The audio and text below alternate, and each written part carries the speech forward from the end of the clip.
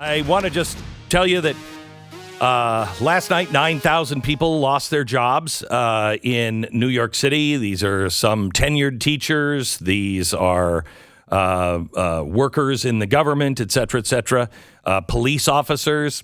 Good. They let them go because they refused to take the vaccine. So now remember, these are tenured teachers. You can't, in New York, you can fondle some of the kids and I don't think they can fire you. Literally. It is crazy because they have tenure. Okay, but this we can fire. And these people are being put out of work. Now, you might say, well, that's okay because, they didn't get the vaccine and we all have to do our part. Okay, how about this one? California now seeking to regulate doctors stating COVID-19 misinformation. So they are now taking disciplinary action against doctors who say, no, for any reason, no, I don't think you should get the vaccine. They're talking about taking their license away. All right, wait a minute. What? No matter what you think, I don't care how liberal you are. If you're a leftist, you are seeing this with glee. But I warn you, if you understand the Great Reset, it ain't Marxism we're headed towards. You'll be the last to be eaten, but you will be eaten. Actually, in Germany, they were the first to be eaten. The brown shirts, the Night of Long Knives. You guys should look that up. Anyway, when you look at what's happening in Canada, don't forget, it's already kind of happening here, but they haven't gone to the banks yet. But they will go to the banks and they will go to the insurance companies. What you're seeing in Canada is the Great Reset, except it's being done under emergency orders. But they are pressuring the banks now. And, you can decide whether or not you want to close these people's account. Of course, if you don't, I'm not sure that we can count you as a trustworthy financial institution. That's what's happening. And they're being encouraged now. The latest is take their property from them. Now, how does that relate to you? Well, it's a sign of things to come. But beyond that, you also have Americans who have been doxxed. And not just for this. Not just if you gave money for this particular fund for the truckers. Perhaps you gave it to support somebody who was in legal trouble. Yeah, I mean, this is pretty bad. It appears now that the people who have hacked Give, Send, Go have released everything from not only the Freedom Convoy, but also the Kyle Rittenhouse legal defense, some voter integrity project type of stuff that went on with the 2020 election, all their campaigns, and including, in many cases, over 1,000 pieces of pictures of IDs, passports, social security cards. I mean, how are these people? There's one guy online. He's a really despicable human being. I'm not even going to give you his name, but here he is talking about hacking. Yes, I doxed the truckers. I did it. It was me. I hacked Give, Send, Go, baby. And I do it again. Yeah, he's calm. He's collected. This guy is nuts. I do it 100 times. Okay. I did it. Right. Come at me. What are you going to do? What are you going to do to me, huh? Wow. Alrighty. Okay, so thank you. Appreciate it. Stop by again anytime. How this guy's not in jail? I mean, I don't know if he did it. We only have his word for it. Yeah, he could just be bragging about it online and isn't actually responsible, but it's a pretty bizarre. Oh yeah, pretty bizarre thing to take credit for. Yeah, and now, I mean, all this stuff is out there. I mean, you worry about these people. These are people who donated to things that are not acceptable in our society. Correct. And now they're identifying information is out there as well. This is not good. And the government is coming down on them. And who are these guys? This guy is famous, I guess, for posing with the V for Vendetta mask. And just because I know it will piss him off, this is the real one. This is the original V for Vendetta mask. This is the one from the movie. Yeah. You got a fake. Anyway. Taunting hackers is always a good idea. Good. Look, I don't know if this guy did it. Just screaming "I did it" doesn't mean you did it. But why is he still walking around? My guess is the government is okay with it. You're saying that maybe some of the government representatives should have knocked on his door and asked him a few questions by now. Yeah, I think they would have if he was doing that to BLM. Do you? Oh, yes. Yes. Oh, yes. Yes. I mean, look at James O'Keefe. They're at his house seemingly every day. Yeah. With a new round of allegations. So that's great, isn't it? That's great. So now if you've given anything on Give, Send, Go, not just for this, your information is now out there. Now is a perfect time for me to do a LifeLock commercial. Unfortunately, I already did it this morning, but that's why you should have LifeLock.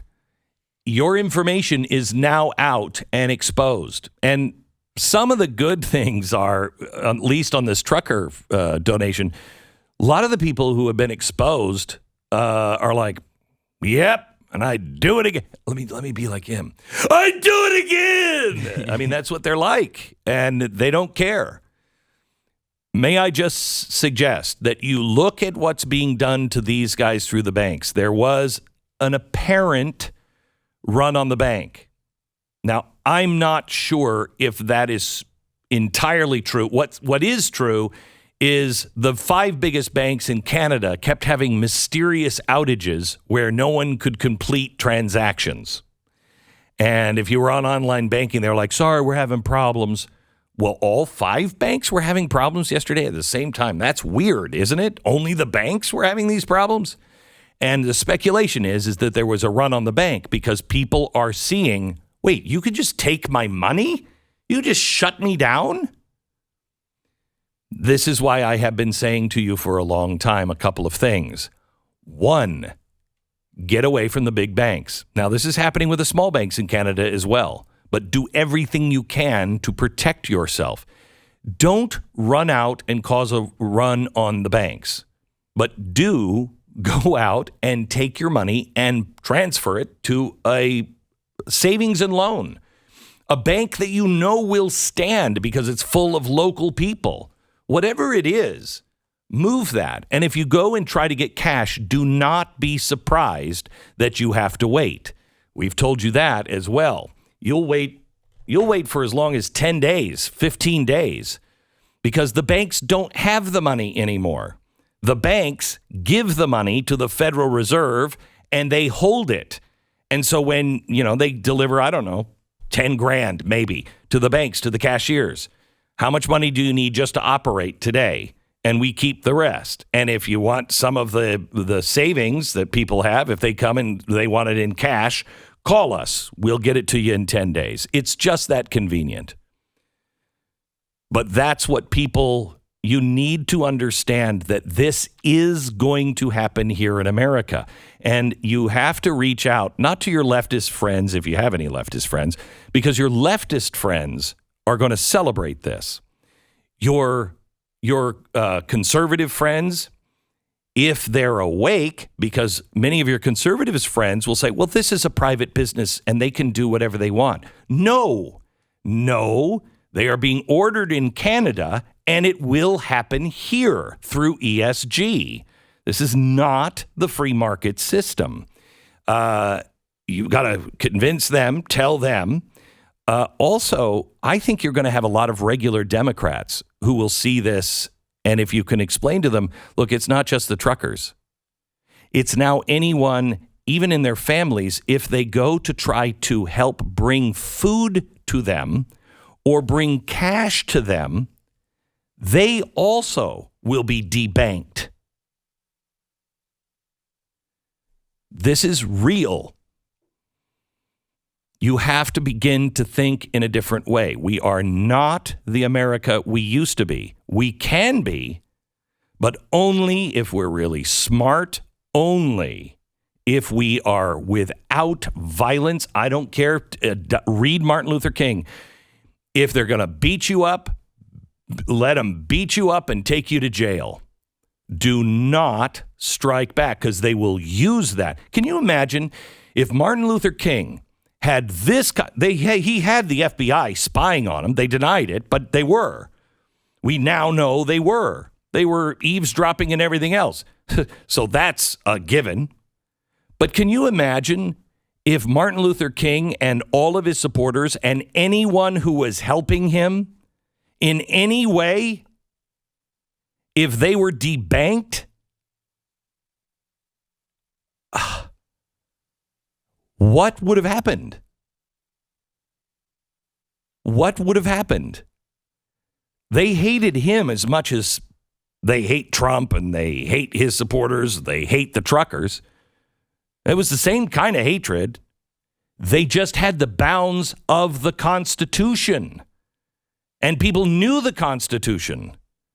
The Constitution is over unless we start using it. They can't do these things. And you have a compliant media, and you have a compliant YouTube and Google and everyone else. They want clear laws. They want the government to tell them, don't put these people on. Don't let them connect. The thing is they're not just looking at the people who are there. They're looking at anyone who has supported them. And if you've supported them even online, I guarantee you, you are already on a list. We got to wake up. We have to educate ourselves. We have to educate our neighbors. We have to stop hanging out with people who are not willing to deal with this. And not in a bad way. Just say, I just don't have time now. Because we need to connect with each other and help figure this out and support each other. We need to be close to like-minded people. And if that means moving to a place where like-minded people are, that's what I did. And I would suggest you would do it too. If you don't have any money, you're living paycheck to paycheck, which a lot of Americans are, go to the store and just buy anything that's on sale. Just buy an extra one. If you can afford 3 boxes of macaroni and cheese, but you only need 1 box, buy the 3. Because that price is going to go up, we know, through inflation. You won't be paying those prices that you're paying today 6 months from now. It will be more expensive. So you're going to save money. But you also have the ability, if you keep that food, you'll be able to have the ability to say, oh, they're shutting my bank down. That's okay. Oh, they're shutting my friend's bank down. That's okay. Here, have a box of macaroni and cheese. And I know that sounds crazy, but you have to understand that's the world we're headed towards. Doesn't mean we get there, but we are awfully damn close. Look at Canada.